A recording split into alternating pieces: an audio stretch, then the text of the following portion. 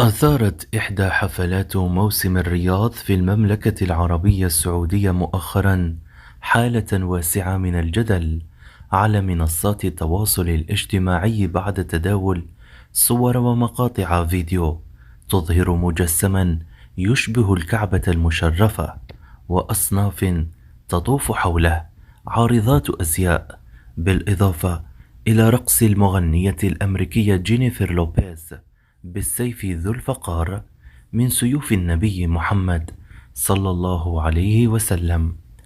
هذا المشهد أثار غضب المسلمين في جميع أنحاء العالم، واعتبروا رواد مواقع التواصل الاجتماعي أن ما حدث يمثل تدنيسا للمقدسات في بلاد الحرمين، ونتيجة لذلك تعرضت المملكة العربية السعودية لهجوم من مختلف أطياف العالم.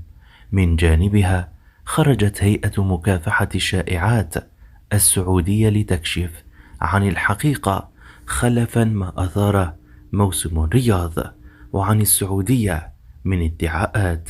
حسب الهيئة، وقالت هيئة في منشور لها عبر صفحتها على مواقع إكس إن ما نشر عن وجود مجسم للكعبة في عرض أزياء موسم الرياض لا أساس له من الصحة، مؤكدة أن السعودية لن تقي أي مجسمات للكعبة في المملكة.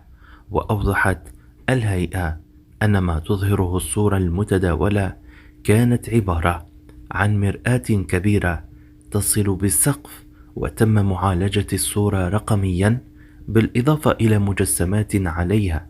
وأكدت الهيئة على أن هناك العديد من المباني المكعبة الشهيرة في العالم، مثل متجر أبل الرائع في نيويورك ومكعب برلين في ألمانيا، ولكن لا يفكر أحد أنها تمثل الكعبة المشرفة كما قيل عن السعودية.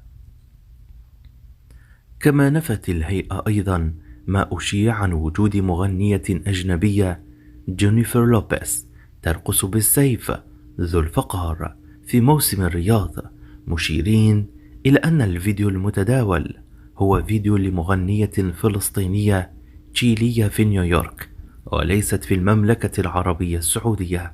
وهذا خبر صحيح كذلك من استفسارات القناة. في أمان الله، والسلام عليكم ورحمة الله تعالى وبركاته.